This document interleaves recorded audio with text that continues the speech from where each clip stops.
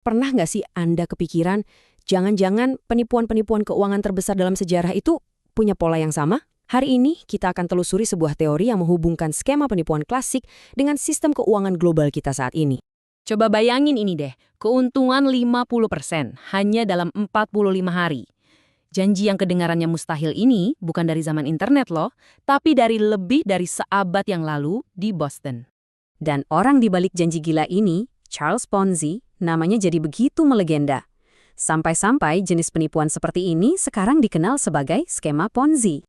Nah, hari ini kita akan melihat bagaimana sumber-sumber kami mengklaim bahwa skema Ponzi itu bukan cuma sekedar kasus penipuan biasa, tapi sebuah cetak biru untuk sistem keuangan global yang katanya sih dibangun di atas ilusi dan bahkan terhubung dengan nubuat-nubuat kuno.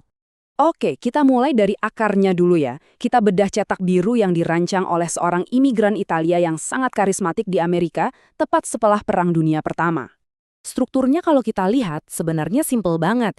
Kuncinya cuma dua, kepercayaan dan aliran uang baru yang nggak boleh berhenti. Ponzi ini jenius banget loh dalam membaca psikologi massa. Cukup kasih lihat investor pertama untung besar, yang lain pasti bakal ikut-ikutan tanpa mikir panjang. Sekarang, siap-siap ya, kita akan ambil lompatan besar. Gimana kalau skema Ponzi yang kelihatannya sederhana ini kita perbesar sampai skalanya jadi global? Nah, ini yang akan kita bahas selanjutnya. Disinilah argumennya jadi, wah benar-benar menarik.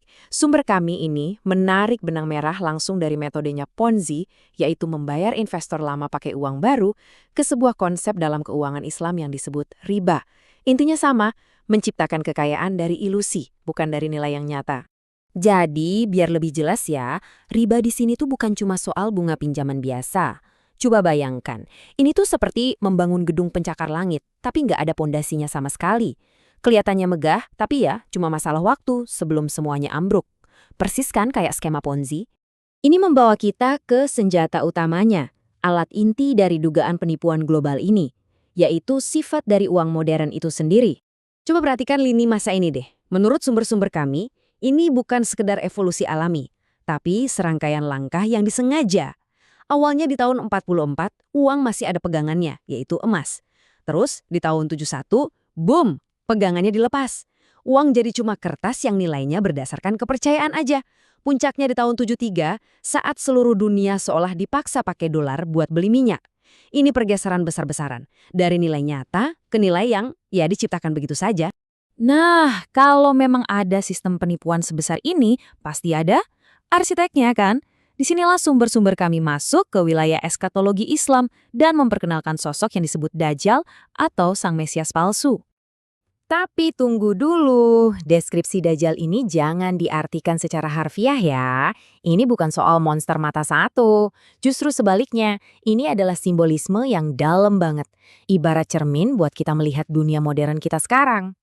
Nah, ini dia interpretasinya. Mata kiri yang bisa melihat itu melambangkan fokus kita yang luar biasa pada hal-hal material, teknologi, keuangan, pokoknya semua yang kasat mata. Sementara itu, mata kanan yang buta, itu adalah kebutaan spiritual kita. Ketidakmampuan kita untuk melihat kebenaran yang lebih dalam.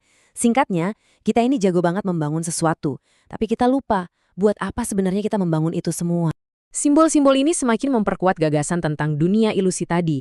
Gunung roti itu ya kekayaan melimpah ruah yang kita lihat, yang lahir dari sistem riba. Dan sungai dan api ini metafora puncaknya. Apa yang kelihatannya seperti surga, kemewahan, kenyamanan modern, sebenarnya secara spiritual itu adalah api yang membakar jiwa. Lalu apa akhir dari semua ini?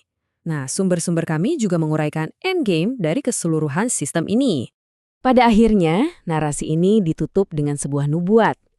Sistem yang berdiri di atas ilusi ini pada akhirnya akan runtuh karena bebannya sendiri. Akan ada semacam konfrontasi final di mana tipu daya akan digantikan oleh kebenaran dan sistem keuangan akan kembali ke basis nilai yang nyata dan adil.